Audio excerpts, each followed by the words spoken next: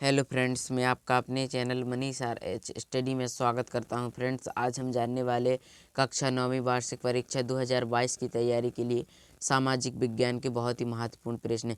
Friends, पिछले video में हमने एक एक नंबर वाले प्रश्न बताए थे और आज इस वीडियो में जानेंगे अति लघु उत्तरीय प्रश्न और लघु उत्तरीय प्रश्न। तो इस वीडियो में आज हम जानेंगे फ्रेंड्स अति लघु उत्तरीय प्रश्न और लघु उत्तरीय प्रश्न। यह जो प्रश्न है न्यू ब्लूप्रिंट पर आधारित है और जो एमपी बोर्ड द्वारा कम किए गए पाठ्यक्रम पर आधारित है।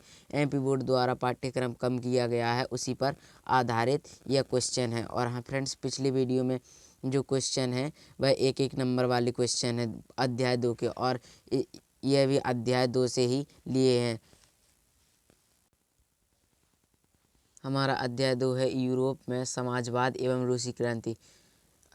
यूरोप में समाजवाद एवं रूसी क्रांति जो हमारी पाठ्य पुस्तक है भारत और समकालीन विश्व 1, भारत और समकालीन विश्व 1 से यह अध्याय 2 हमने लिया है। तो फ्रेंड्स, इसके प्रश्न बहुत ही महत्वपूर्ण है, इस वीडियो को अंत तक जरूर देखें। और हाँ फ्रेंड्स, इस वीडियो के अंत में हम NMMS राष्ट्रीय मीन्स कम मेरिट छात्रवृत्ति परीक्षा की जो आज से फार्म भरना स्टार्ट हो चुके हैं तो इसके बारे में भी बताने वाले हैं। तो इस वीडियो को अंत तक जरूर देखें। तो फ्रेंड्स, हमारा इस वीडियो का फर्स्ट क्वेश्चन है ड्यूमा पर टिप्पणी कीजिए।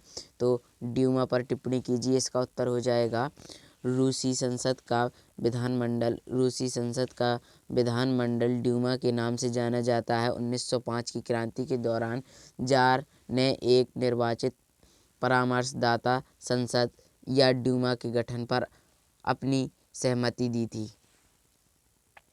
नेक्स्ट क्वेश्चन है हमारा दूसरा क्वेश्चन हो जाएगा 1900 से 1930 के बीच रूस में महिला कामगार की स्थिति क्या थी। तो इसका उत्तर हो जाएगा 1900 से 1930 के बीच महिला कामगार। तो इसका यहाँ से हो जाएगा फैक्ट्री मजदूरों में औरतों की संख्या 31% थी, लेकिन उन्हें पुरुष मजदूरों के मुकाबले कम वेतन मिलता था। पुरुषों की तनख्वाह के मुकाबले आधे से 3/4 तक वेतन मिलता था। सन 1917 में बहुत सारे कारखाने में हड़ताल का नेतृत्व महिलाओं ने किया था। महिला कामगार अक्सर अपने पुरुष सहकर्मियों को प्रेरित करती रहती थी। नेक्स्ट क्वेश्चन, हमारा तीसरा क्वेश्चन हो जाएगा कार्ल मार्क्स का पूंजीवाद पर क्या विचार था। तो इसका उत्तर हो जाएगा कार्ल मार्क्स का विचार था कि औद्योगिक समाज पूंजीवादी समाज है। फैक्ट्रियों में लगी पूंजी पर पूंजीपतियों का स्वामित्व है और पूंजीपतियों का मुनाफा मजदूरों की मेहनत से पैदा होता है। नेक्स्ट क्वेश्चन हो जाएगा हमारा नेक्स्ट चौथा क्वेश्चन है कोऑपरेटिव क्या था। कोऑपरेटिव क्या था। तो इसका उत्तर हो जाएगा कोऑपरेटिव ऐसे लोगों के समूह थे जो मिलकर चीज़ें बनाते थे और मुनाफे को प्रत्येक सदस्य द्वारा किए गए काम के हिसाब से आपस में बांट लेते थे। नेक्स्ट पांचवा क्वेश्चन, द्वितीय इंटरनेशनल क्या था। द्वितीय इंटरनेशनल क्या था। इसका उत्तर हो जाएगा 1817 का दशक आते आते समाजवादी विचार पूरे यूरोप में फैल चुके थे। अपने प्रयासों में समन्वय लाने के लिए समाजवादियों ने द्वितीय इंटरनेशनल के नाम से एक अंतर्राष्ट्रीय संस्था बनाई थी। नेक्स्ट छठवां क्वेश्चन हो जाएगा हमारा लेबर पार्टी का गठन कब और कहाँ हुआ था। इसका उत्तर हो जाएगा 1905 में ब्रिटेन के समाजवादियों और ट्रेड यूनियन आंदोलनकारियों ने लेबर पार्टी के नाम से अपनी एक अलग पार्टी बना ली थी।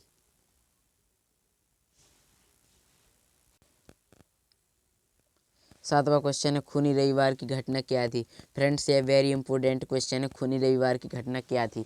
तो इसका उत्तर हो जाएगा 22 जनवरी 1905 ईस्वी में रविवार के दिन फादर गैपान के नेतृत्व में रूसी क्रांतिकारियों ने एक जुलूस निकाला था। जार के सैनिकों ने जुलूस के प्रदर्शनकारियों पर गोलियां चलाईं, जिससे अनेक क्रांतिकारी घायल हुए तथा मारे गए। इस कारण ही यह घटना खूनी रविवार के नाम से प्रसिद्ध है। नेक्स्ट क्वेश्चन, 8वां क्वेश्चन है हमारा, पहला विश्व युद्ध किसे कहा जाता है? इसका उत्तर हो जाएगा 1914 में दो यूरोपीय गठबंधनों के बीच युद्ध छिड़ गया। एक और जर्मनी और ऑस्ट्रिया और तुर्की केंद्रीय शक्तियाँ थे, तो दूसरी ओर फ्रांस, ब्रिटेन व रूस, बाद में इटली और रोमानिया भी इसमें शामिल हो गए थे। इसी युद्ध को पहला विश्व युद्ध कहा जाता है। नेक्स्ट क्वेश्चन है, अब फ्रेंड्स अभी थे यह क्वेश्चन अति लघु उत्तरीय, अब क्वेश्चन आते हैं लघु उत्तरीय। निम्नलिखित के बारे में संक्षेप में लिखिए। तो फर्स्ट क्वेश्चन है, उदारवादी और स्टालिन का समूहीकरण कार्यक्रम। तो उदारवादी निम्नलिखित के बारे में संक्षेप में लिखिए। तो उदारवादी के बारे में हमको संक्षेप में लिखना है। तो इसका हो जाएगा, उदारवादी समाज परिवर्तन के समर्थकों में एक समूह उदारवादियों का था। उदारवादी ऐसा राष्ट्र चाहते थे जिसमें सभी धर्मों को बराबर सम्मान और जगह मिले। उदारवादी समूह वंश आधारित शासकों की अनियंत्रित सत्ता के भी विरोधी थे। वे सरकार के समक्ष व्यक्ति मात्र के अधिकारों की रक्षा के पक्षधर थे। उनका कहना था कि सरकार को किसी के अधिकारों का हनन करने या उन्हें छीनने का अधिकार नहीं दिया जाना चाहिए। यह समूह प्रतिनिधित्व पर आधारित एक ऐसी निर्वाचित सरकार के पक्ष में था जो शासकों और अफसरों के प्रभाव से मुक्त और सुप्रशिक्षित न्यायपालिका द्वारा स्थापित किए गए कानूनों के अनुसार शासन कार्य चलाए। पर यह समूह लोकतंत्रवादी नहीं था। ये लोग सार्वभौमिक वयस्क मताधिकार यानी सभी नागरिकों को वोट का अधिकार देने के पक्ष में नहीं थे। उनका मानना था कि वोट का अधिकार केवल संपत्तिधारियों को ही मिलना चाहिए। नेक्स्ट, जो दूसरा दिया था, स्टालिन का समूहीकरण कार्यक्रम। तो यहाँ पर दूसरा इसका उत्तर हो जाएगा, इसका संक्षेप में वर्णन करना था फ्रेंड्स हमको। यहाँ पर दिया हुआ है, इसका संक्षेप में लिखिए। इसके बारे में संक्षेप में लिखना है, स्टालिन का समूहीकरण कार्यक्रम नियोजित अर्थव्यवस्था का शुरुआती दौर खेती के समूहीकरण से पैदा हुई तबाही से जुड़ा हुआ था। इसी के बाद स्टालिन का समूहीकरण कार्यक्रम शुरू हुआ। 1929 में पार्टी ने सभी किसानों को सामूहिक खेतों कोल खोज में कार्य करने का आदेश जारी कर दिया। ज़्यादातर जमीन और साजो सामान सामूहिक खेतों के स्वामित्व में सौंप दिए गए। सभी किसान सामूहिक खेतों पर कार्य करते थे और कोल खोज के मुनाफे को सभी किसानों के बीच बांट दिया जाता था। समूहीकरण का विरोध करने वालों को सख्त सजा दी जाती थी। नेक्स्ट, रेडिकल और रूढ़िवादी के बारे में बताइए। रेडिकल और रूढ़िवादियों में अंतर स्पष्ट कीजिए। तो इसका हो जाएगा उत्तर, रेडिकल इन्हें आमूल परिवर्तनवादी भी कहा जाता था। रेडिकल समूह के लोग ऐसी सरकार के पक्ष में थे जो देश की आबादी के बहुमत के समर्थन पर आधारित हो। इनमें से बहुत सारे लोग महिला मताधिकार आंदोलन के भी समर्थक थे। ये निजी संपत्ति के विरोधी नहीं थे, लेकिन केवल कुछ लोगों के पास संपत्ति के संकेंद्रण का विरोध जरूर करते थे। रेडिकल आंदोलनकारी क्रांति के पक्ष में थे। अब आ जाएगा फ्रेंड्स हमारा रूढ़िवादी। तो रूढ़िवादी हो जाएंगे, रूढ़िवादी आमतौर पर परिवर्तन के विचारों का विरोध करते थे, लेकिन 19वीं सदी तक आते आते वे भी मानने लगे थे कि कुछ परिवर्तन आवश्यक हो गए हैं, परंतु वह चाहते थे कि अतीत का सम्मान किया जाए, अर्थात अतीत को पूरी तरह ठुकराया ना जाए और बदलाव की प्रक्रिया धीमी हो। नेक्स्ट तीसरा क्वेश्चन हो जाएगा, कार्ल मार्क्स कौन था? कार्ल मार्क्स कौन था? और अथवा में क्वेश्चन दिया हुआ है 1917 की रूसी क्रांति लोन में मार्क्स का क्या योगदान था?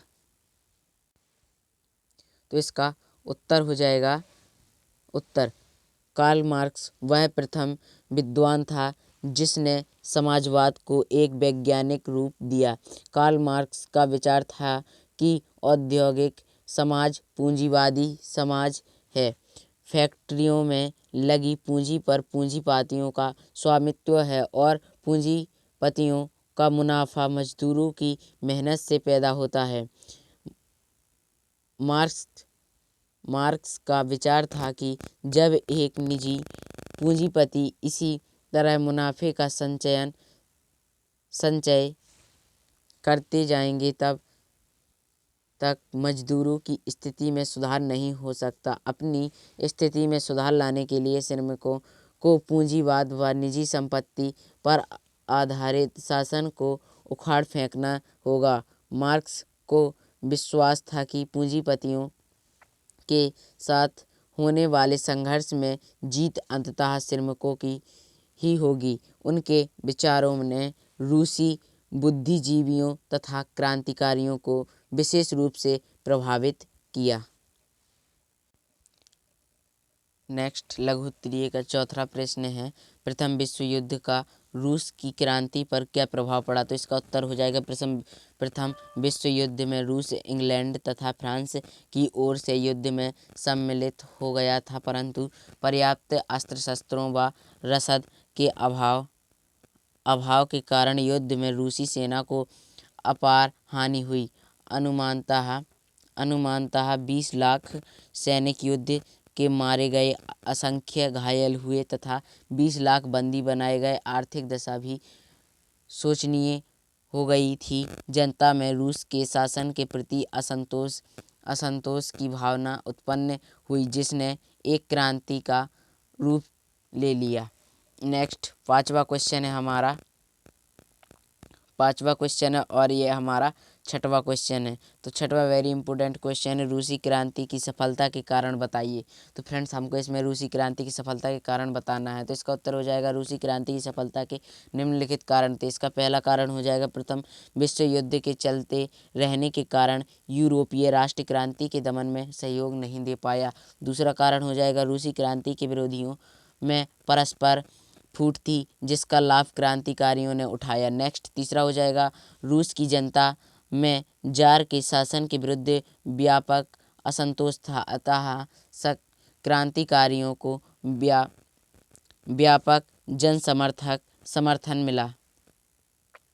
चौथा हो जाएगा रूस का साम्यवादी क्रांतिकारी दल मुख्यतः कृषकों तथा मजदूरों का दल था। कृषकों तथा मजदूरों का रूसी पूंजीपतियों ने व्यापक शोषण किया था, अतः उन्होंने पूंजीपतियों के विरोधी साम्यवादी दल का समर्थन किया। नेक्स्ट पांचवा हो जाएगा साम्यवादियों की सुसंगठित लाल सेना ने पूंजीपतियों की सेनाओं को कुचल दिया था। तो फ्रेंड्स हमारा इस वीडियो का यह लास्ट क्वेश्चन था और अब हम जानने वाले हैं स्कूल शिक्षा विभाग जो राष्ट्रीय मीन्स का मेरिट छात्रवृत्ति हेतु चयन परीक्षा 2021-22 का फॉर्म भरने के लिए आवेदन जारी किया गया था फ्रेंड्स। तो उसका हम आज से फॉर्म भर सकते हैं। इसमें लिखा हुआ है ऑनलाइन आवेदन पत्र भरने की प्रारंभ तिथि वो है 3/1/2022। तो फ्रेंड्स हम आज से इस आवेदन को भर सकते हैं और यह आवेदन पत्र भरने की अंतिम तिथि 22/1/2022 है और यह परीक्षा